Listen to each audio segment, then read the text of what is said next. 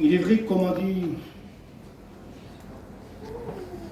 qu'il est notre berger.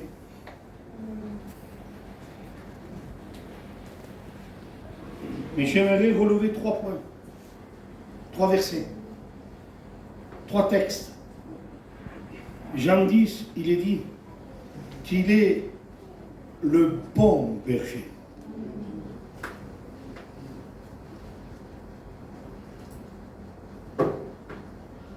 Et si on l'appelle le bon berger,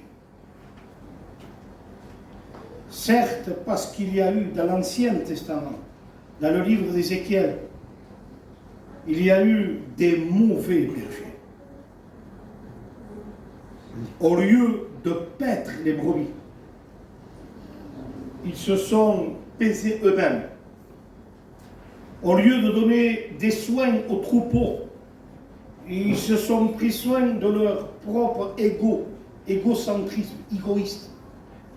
Ils ont pour Dieu leur propre ventre. Mais Jean 10 dira de lui, il dit de lui, il dit qu'il est le bon berger. Amen. Il est le bon berger. Pourquoi le bon? Pourquoi bon? Pourquoi bon? Pour une seule raison. Pourquoi bon? Pour une seule raison.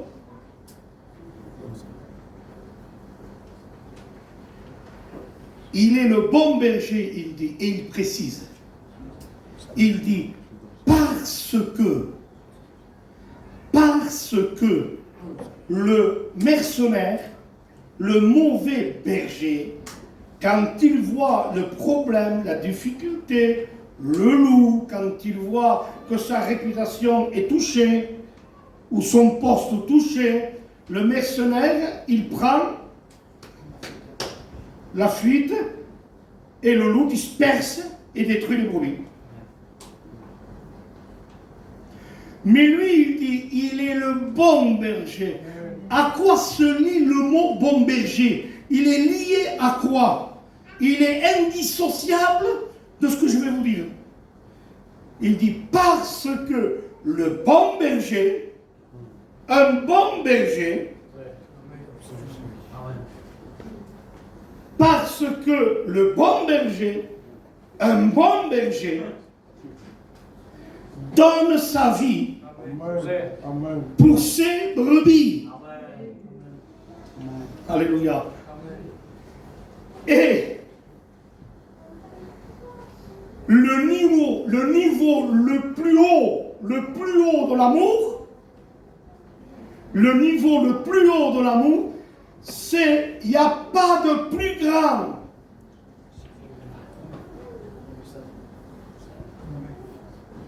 Il n'y a pas de plus grand amour que de donner sa vie. Il est bon parce qu'il t'a tellement aimé au point jusqu'à donner non pas ce qu'il a, 10 euros, non pas quelque chose, mais à donner sa vie. Amen. Amen. Qui connaît Jean 3,16? Car Dieu a tant aimé qu'il a donné sa vie pour nous. Et à un moment donné, Paul Barrière avait dit, qui connaît 1 Jean 3,16? Comme Dieu a donné notre vie pour nous,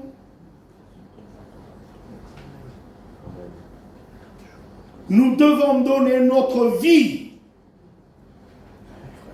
notre temps, notre santé, notre portefeuille, pour l'œuvre de Dieu, pour nos frères. Si le bon berger, il est reconnu parce qu'il donne sa vie, j'ajoute pas à la doctrine, j'ajouterai un vrai frère, un bon frère, donne sa vie pour ses frères. Amen.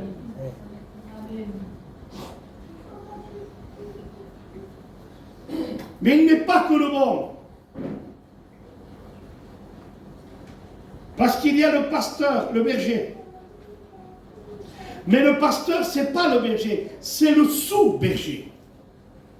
Parce que dans Pierre chapitre 5, verset 4, lorsque le souverain berger apparaîtra, vous recevrez la couronne de gloire incorruptible. Alors le pasteur, c'est le sous-berger, mais Christ, il est le souverain berger. Et je finis par le troisième. Hébreux 13, verset 20. Il dira que Dieu a ramené d'entre les morts. Alléluia. C'est un petit berger, ça, un petit. C'est un petit berger, ça. Un gros, mais petit. Le Père a ramené d'entre les morts le grand berger. Amen. Alléluia. Alléluia. La Bible dit de Jésus qu'il est le bon berger, le souverain berger et le grand berger. Amen. Je vais te donner une révélation. Et cette révélation, plante-la dans ton cœur si tu veux marcher avec Christ jusqu'à la fin de tes jours ou jusqu'à son retour. Qu'aucun sous-berger, qu'aucun responsable d'église ne prenne dans ta vie la place du grand, du bon et du souverain berger. Amen. Aime Paul, aime Céphas, aime Pierre, mais il n'y a aucun pasteur. Celui-là plante, celui-là arrose, mais celui qui bénit, celui qui guérit, celui qui fait croître, celui qui relève, celui qui ne t'abandonnera pas, celui qui ne t'oubliera jamais, celui dans lequel tu pourras passer la vallée de Chavé, la vallée la plus basse, Melchisedec, qui est le type de Christ, descendra, le Dieu très haut, c'est descendre dans les vallées de Chavé, les vallées les plus basses, et là, le supérieur bénit l'inférieur. Et Dieu te bénira. Au fond de ta vallée la plus basse, les hommes peuvent t'oublier, mais pas le Dieu très haut. Le Dieu très haut descendra dans ta vallée la plus basse pour te bénir. Et Abraham lui a donné la dîme. Et Abraham, il a pris avec lui la Sainte Seine. Doit-on payer la dîme sous la grâce? Les frères, j'ai des choses à vous dire. Je n'ai pas le temps d'en parler, c'est lundi. Parle pas de la dîme. Quand je sens une direction, je le touche.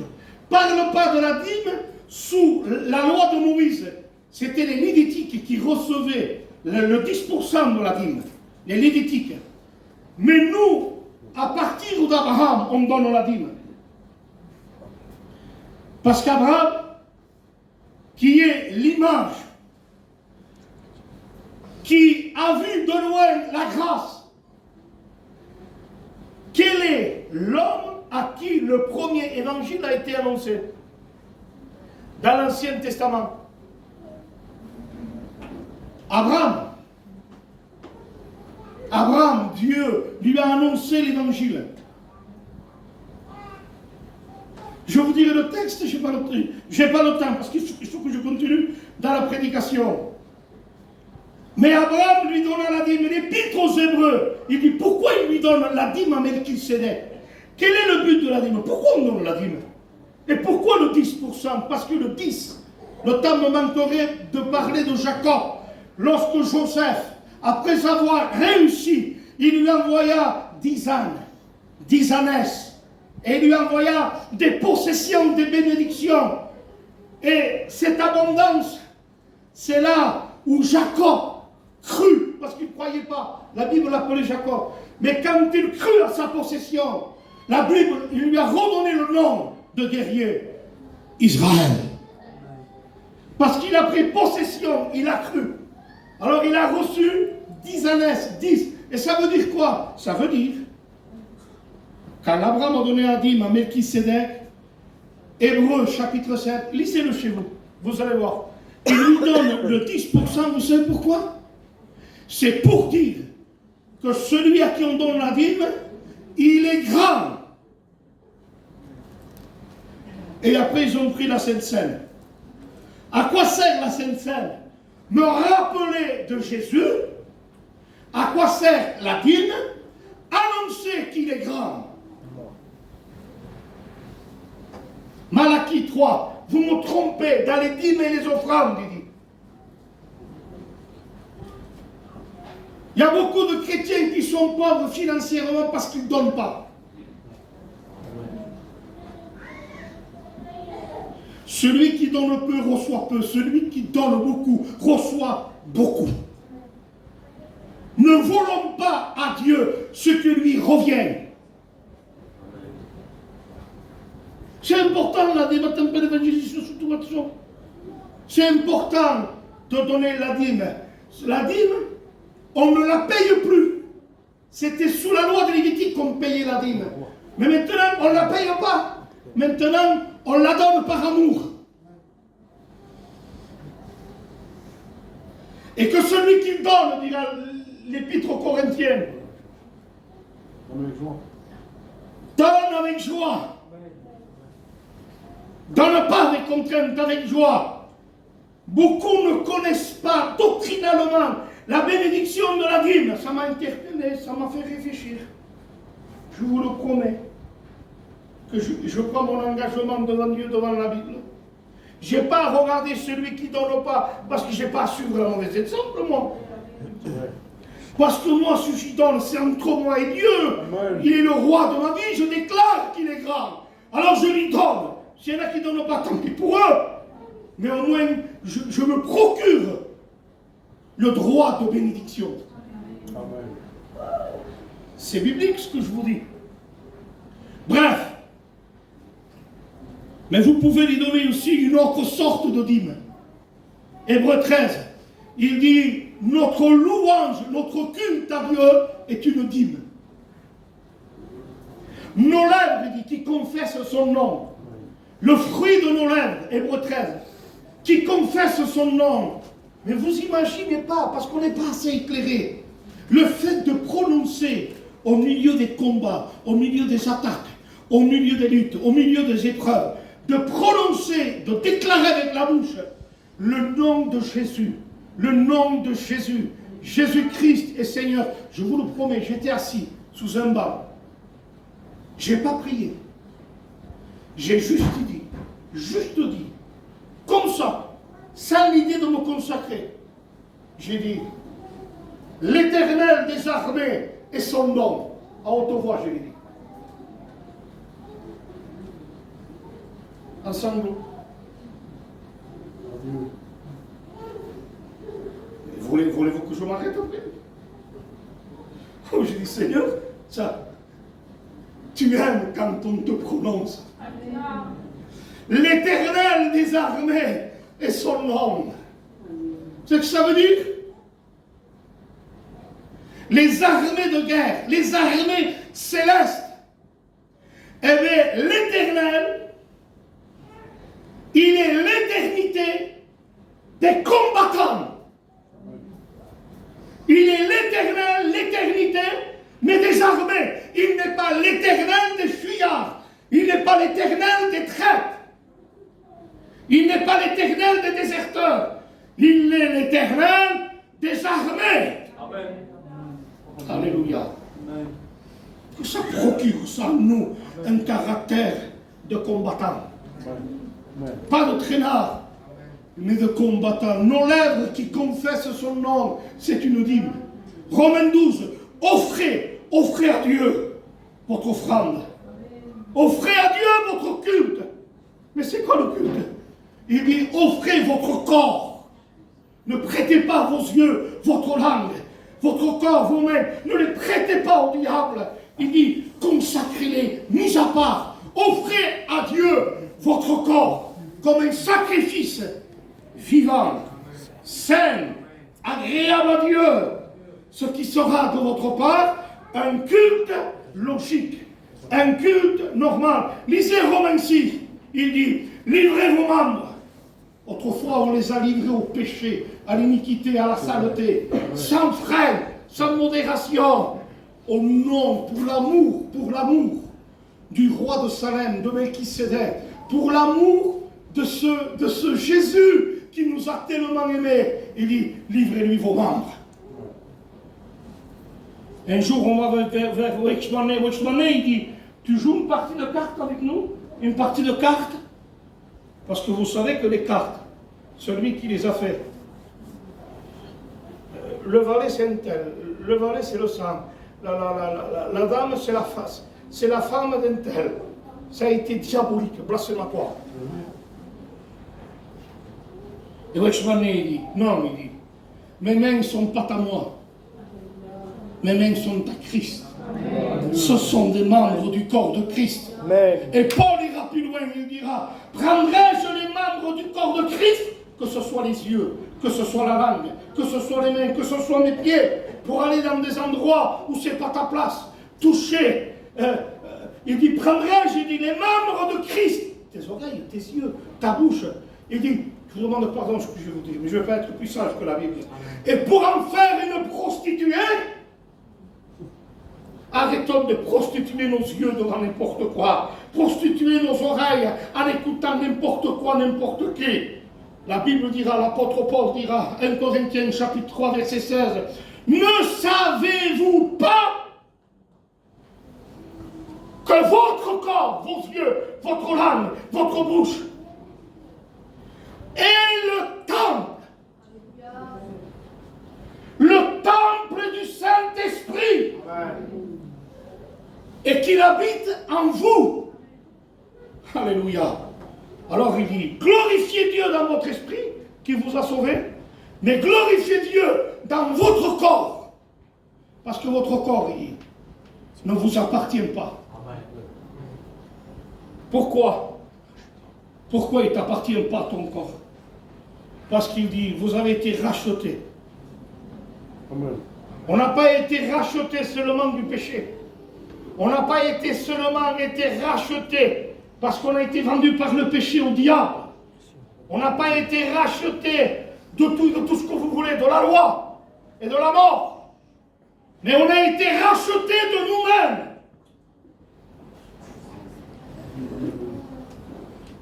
Ne fais pas de ta vie ton propre Dieu. Tu ne fais pas de ta vie ce que tu veux. Tu ne décides pas ce que tu veux. Le patron de ta vie, c'est celui qui t'a racheté. Amen. À un grand prix. Amen. Gloire à Dieu. On dit au président Jimmy, écoute, il dit, j'ai des choses à te dire. Allons dans un lieu secret. Il dit, Jimmy, quoi? Mes oreilles, ce sont des membres du corps de Christ. Il dit, écoute-moi, il dit, on a besoin des frères comme ça.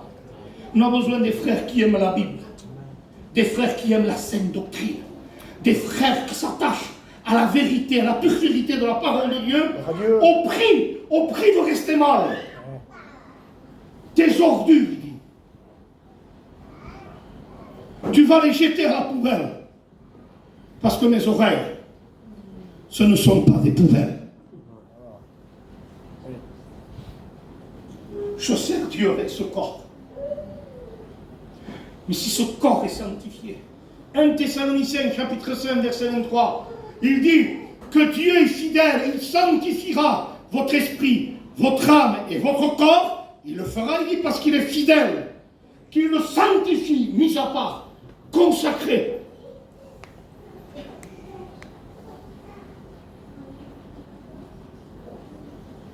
Et quand le corps est un membre du corps de Christ,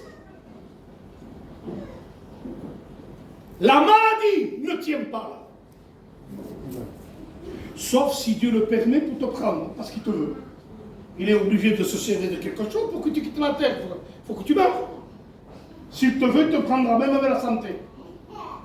Il peut décider ce qu'il veut. Il est souverain. Mais celui qui n'a pas décidé, un cancer, la maladie, le singe, tout ce que vous voulez, il n'y a rien qui prendra ma vie. Je ne mourrai pas, Frahim Badichon. Je ne mourrai pas une minute avant, une minute après, l'heure, la minute que Dieu a fixée de me prendre. Et écoutez-moi bien, Seigneur, l'heure, la minute que tu as fixée de me prendre, prends-moi. Prends-moi, Seigneur. Tu as décidé ça, toi. Tu sais tout, tu connais tout. Alléluia. Ay, tu me poses de mourir, tu me poses de mourir. Et peur de continuer de vivre sur cette terre. Pas fini d'entendre ce qu'on entend. On va en découvrir de l'impudicité. On va en découvrir de la saleté, de la bassesse. Et on va y aller, on va s'étonner, on va vers des temps plus difficiles. Mais pourquoi?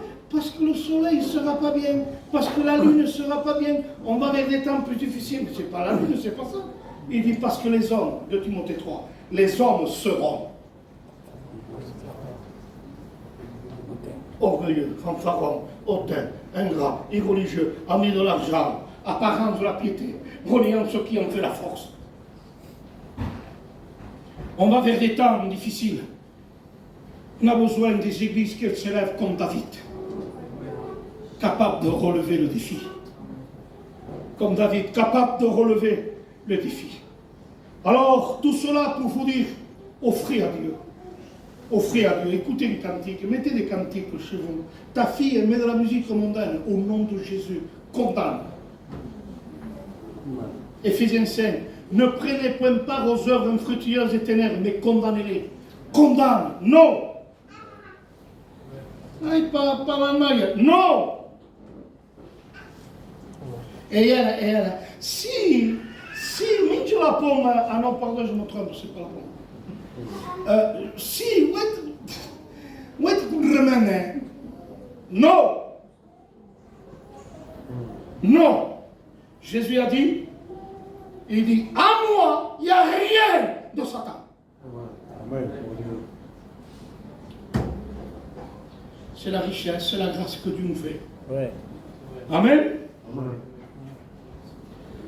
Si, mais j'ai peur de vous décourager. Mais est-ce que l'on peut dire qu'il n'a rien en nous?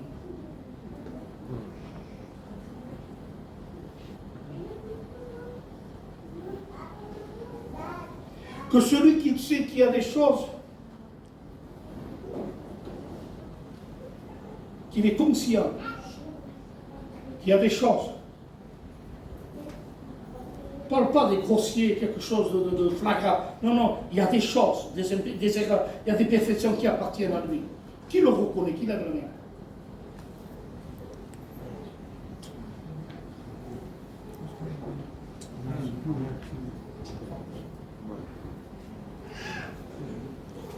Vous êtes capable de le reconnaître? Alors on va passer à l'action. Alors si vous reconnaissez en levant la main, quand vous il y a des choses, alors il dit, rendez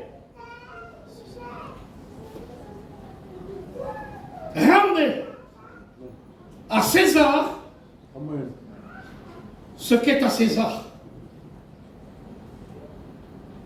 Amen.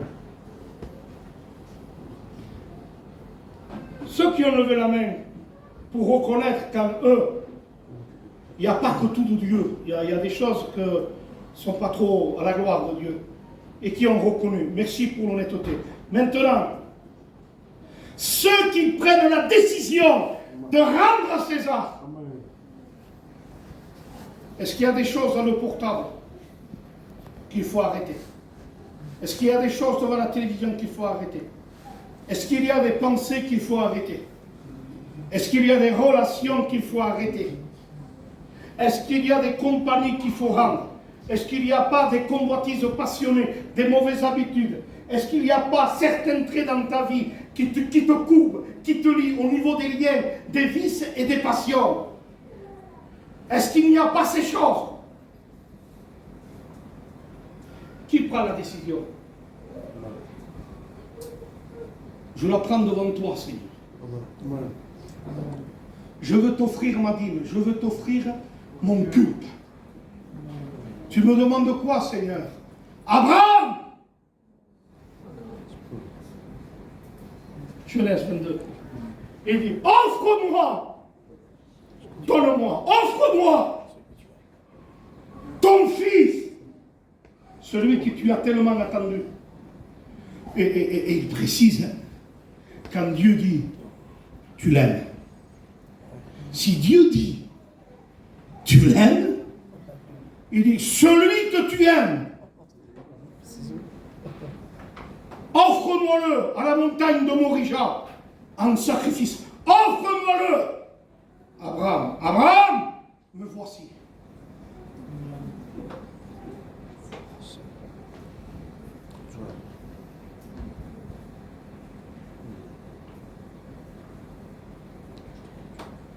Et nous, il ne demande pas ton fils. Comme Abraham. Tu sais ce qu'il te demande à toi?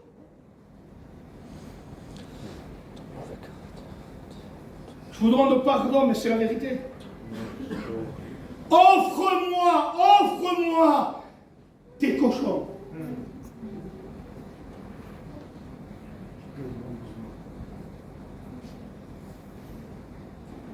Tu vis une vie de clochard, tu traînes.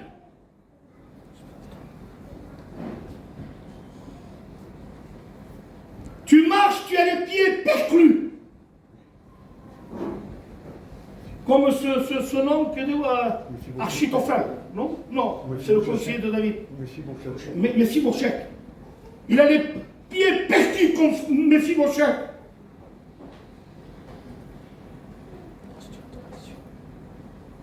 Il dit, offre-moi. Mais regardez la grâce de Dieu. David. Parce qu'il a promis à Dieu. Saül voulait le tuer. David, il dit, est-ce qu'il y a un descendant de Saül? Même avec ses défauts, même avec ses pieds fourcus, boiteux. Est-ce qu'il n'y a pas un descendant de Saül? Si tu nous, mais il marche. Amène-moi-le. C'est l'abondance de la grâce. C'est les actions de la grâce. Amène-moi-le, je vais le bénir. Même si tu as des défauts, même si tu marches en boitant, si tu prends la décision d'offrir à Dieu, Dieu va te bénir. Il peut te bénir. Je pense que ce soir, le gong de Dieu, la sonnette d'alarme a sonné. C'est ton jour, c'est ta décision. Aujourd'hui, Dieu désire que tu règnes. Que tu règnes sur le diable, sur le monde et sur le péché et sur ta chair. Christ offre une vie de victoire. Christ offre une vie de victoire. Et il te l'offre par sa grâce. Abraham, offre-moi-le. Je sais que c'est une vie un petit peu de décision. On y va?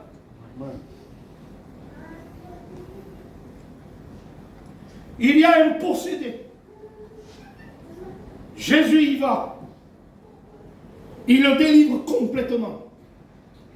Il chasse tous les démons. L'homme restauré, rétabli, assis, vêtu et dans son bon sens. La contrée et le village doivent se réjouir. Les frères, quand il y a une conversion, il faut se réjouir. Les églises, quand il y a une vraie délivrance, il faut se réjouir. Ça y est, il est délivré, assis, vêtu. Réjouissons-nous. Mettez-lui un vêtement blanc. Allez au baptême. Mais aujourd'hui, ils ne sont pas délivrés. Pédagogue. Un vêtement blanc, baptême genou, non. Baptise pas. Il faut que Jésus vienne dans le territoire. Il faut que Jésus le délivre.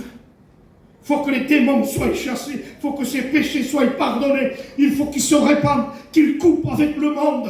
Il faut qu'ils soient nés de nouveau, qu'ils soient transformés du fruit digne de la repentance. Après, il dit, baptisez-le. Voici de l'eau, il dit, l'eunuque. Voici de l'eau. Qu'est-ce qui m'empêche d'être baptisé?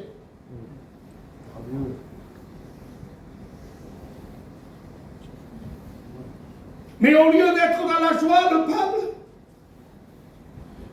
un petit peu les responsables de la contrée arrivent.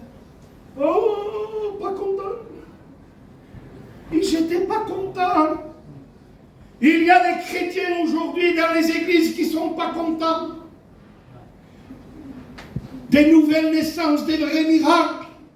Là où la parole de Dieu est prêchée avec son autorité, sa droiture, sa pureté, où les âmes sont délivrées, où on ne met pas du vernis, on ne maquille pas, on prêche la vraie parole, les démons sont chassés, les pécheurs se repentent, les malades sont guéris. Mais il y en a qui ne veulent pas ça, pas de lumière. Pourquoi? Parce qu'ils ont de la crasse sous les pieds. Pas de lumière, ils ne sont pas contents. Ils arrivent. Mais à la vue de ce possédé qui se meurtrissait, à la vue de ce possédé qui dormait dans un cercueil, mais il devait pousser des cris de joie.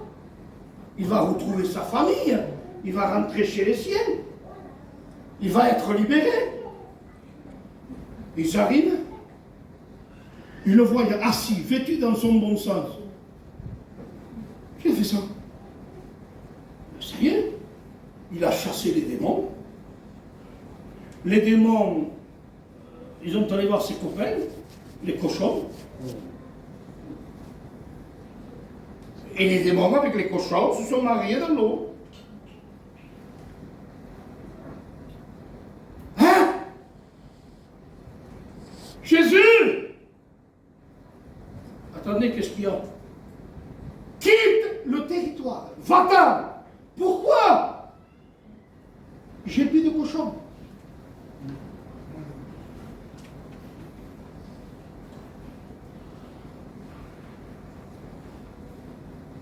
Mais tu ne sais pas alors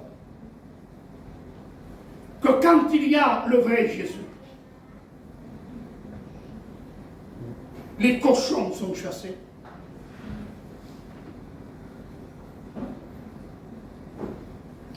Au lieu de se réjouir de la délivrance de l'homme de Dieu, ils se lamentent, ils se plaignent parce qu'ils n'ont plus de commerce. Ils n'ont plus de titres dans les églises. Il n'y en a que pour garder un titre dans une église. Si tu casses mon pouce sur une je continue. Amen. Pour garder un titre, un emploi, pasteur de cochons. J'étais pasteur de cochons, si vous voulez. Pasteur de cochons, et pour garder les cochons, mais pourquoi ils gardent les cochons? Pourquoi? Si, qui joue la guitare là. Mais toi, une embolie, sur un plein de santa, prends la guitare, joue. Comme ça, je vais le tenir, moi. Je vais le garder, un cochon. Et tout cavaste. Et moi, je fais un travail, mais dans ce travail, moi, il y a du trafic, je fais ça. Oh, t'inquiète pas, Dieu est bon. Tu veux te baptiser? Dieu te donnera la force de te changer. Nos robes blanches, il faut la formule biblique au nom du Père, du Fils et du Saint-Esprit. C'est un cochon sec. Quand on le plonge,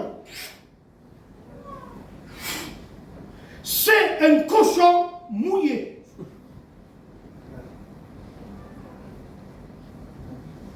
Et le peuple, un vêtement blanc, il a peu d'eau, un beau palais, un enfer. Un enfer. On ne va pas au ciel en étant un cochon. Et il dit, celui qui mange, qui retourne, qui mange, il dit, c'est comme un chien et un pourceau. Heureusement qu'il y a Jésus. Et quand Jésus arrive, mais qui Qui vous choisissez? Jésus, va-t'en, parce que tu as fait partir mes cochons. Soit c'est Jésus, soit c'est les cochons. Mais un cochon lait,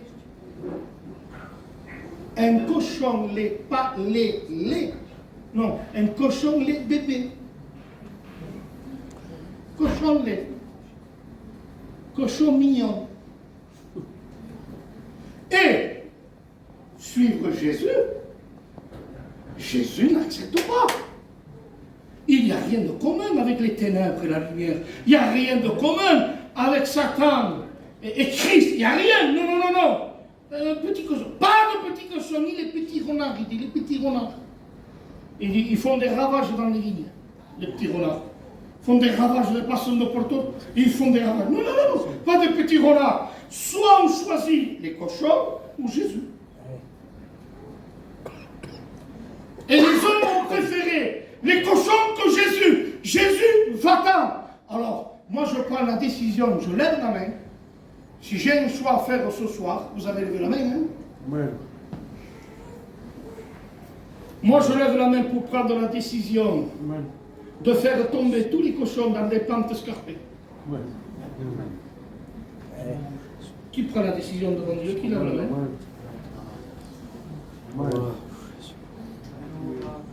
Attention, l'orgueil. Comment il y a des cochons de ma vie? Cochon lait, cochon mignon. Soyons honnêtes. Amen. Honnêtes, l'orgueil ne te conduira pas au ciel, en enfer. L'humilité précède la gloire. Amen. Mais l'orgueil. Qu'est-ce qu'ils penseront de moi? Qu'est-ce qu'ils penseront? Mais comment me caches, Django? Django, qu'est-ce que tu me cacheras à Mayon? Qu'est-ce que tu me cacheras? On est de la même nature. Comment me caches? On est de la même nature. Heureusement qu'on a l'évangile de la grâce. Amen. Qu'on a l'Esprit de Dieu. Amen. Alors je prends la décision de choisir Jésus. Et comme j'ai dit dimanche, quand Jésus était abaissé, on ne le voyait pas, Jésus. On ne le voyait pas. Alors il y avait des pierres de condamnation, des pierres, la loi, le ministère de la mort, des pierres qui voulaient condamner la femme.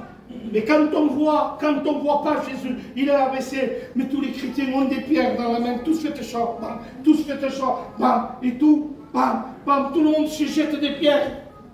C'est quand on ne voit pas Jésus dans une église. C'est quand Jésus il est abaissé et qu'il écrit par terre. On ne le voit pas, Jésus. Pour ça qu'il y a des pierres. Mais quand on s'adresse à lui, Jésus, et Jésus se lève. Quand Jésus se lève, les pierres tombent. Amen.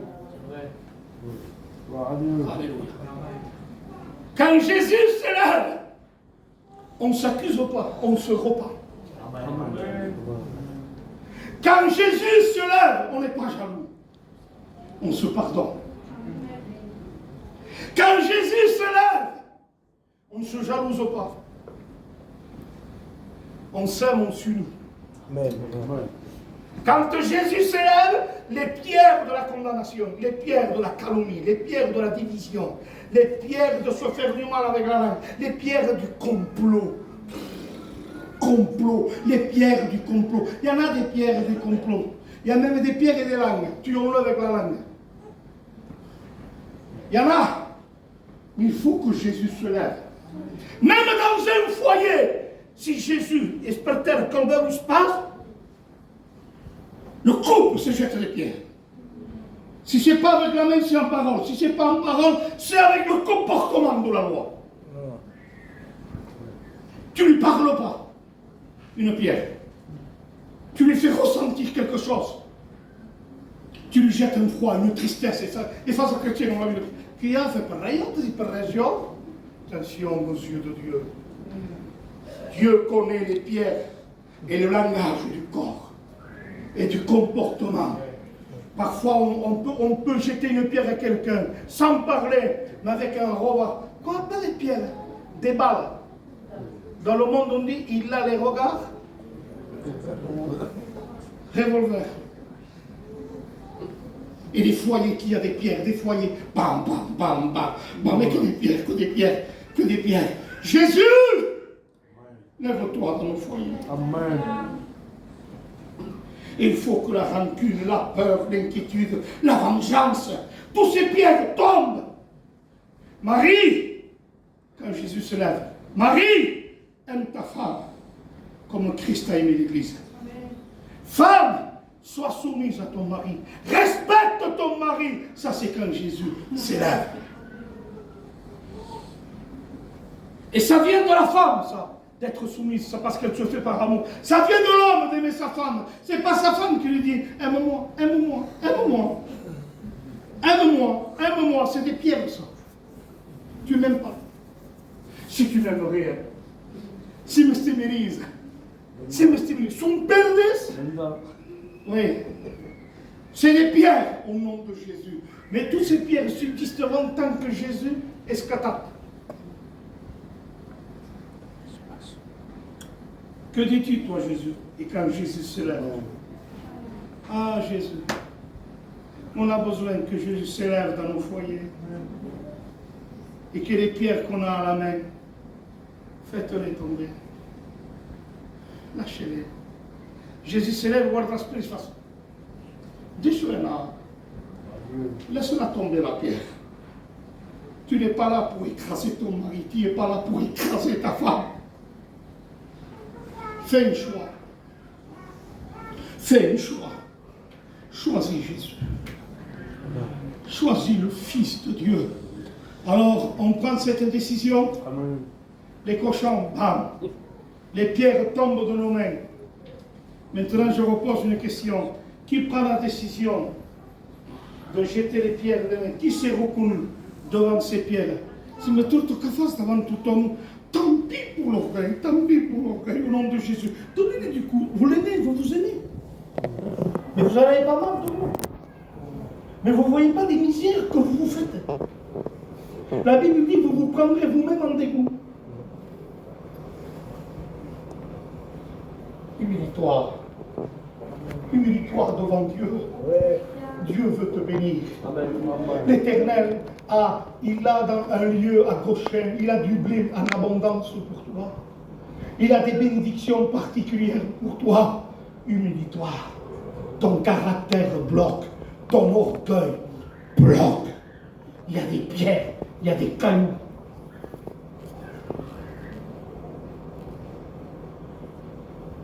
Je prends la décision, moi. Je ne dis pas que j'ai des gros cochons. Hein. Des petits cochons qui sont beaux comme ça, mignons. À la broche.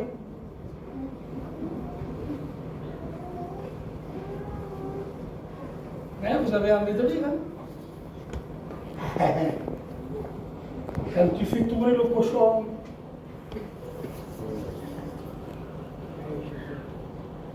il te fait tourner la tête. Alors, où est cette broche dans le portable? Où est cette broche? Dans l'internet, dans la télévision? Où est cette broche? Le lieu où tu vas au travail? C'est une broche au nom de Jésus. Seigneur, je prends cette décision devant toi. David dira, je ne mettrai rien d'impur devant mes yeux. Même si je ne convoite pas, retenez bien, hein? Même si je ne convoite pas, que je ne convoite pas, même que je ne convoite pas, et un homme de Dieu, parce qu'il a été à un endroit, il a vu une mauvaise image, hein, des femmes qui voulaient danser. Et c'était d'une publicité. Et à 4 contre nous, Paul Washer. Il arrive, il y avait un homme de Dieu à côté aussi. Et l'autre, il le regarde. Et Paul Washer prend ça, il fait. Et pourtant, il ne le convoitait pas. Non, non, non. Je ne veux pas m'exposer à quelque chose que peut-être moi je me crois fort parce qu'aujourd'hui, je peux résister. Mais si tu le laisses là, Paul Washer n'avait pas confiance en lui. Même Yvon Charles a dit non, je ne mets pas. Mets-le, il y a la sanctification dans le centre. Mets-le. Non, il dit, je ne mets pas ça. Il dit. Même que ce soit des trompettes en or. Non. Si. Eh bien, regarde, il met télévision, met tout, et lui, il prend le contrôle sur ça. Il ne regarde pas les noms, tout ça. Mais après, il regarde, tu vois, il dit, regarde maintenant, écoute bien. Regardez ce qui a été regardé.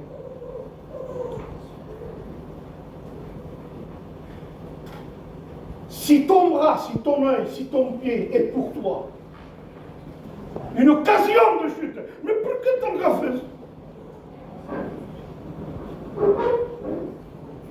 Mais pourquoi tu vas dans cet endroit? Il dit, coupe-le,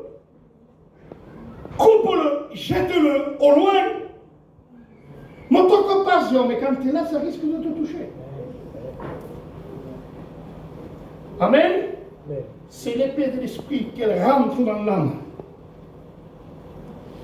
Et elle veut remettre de la propreté. Il veut remettre de la propreté. Alors moi, je prends la décision. Seigneur, je veux rien.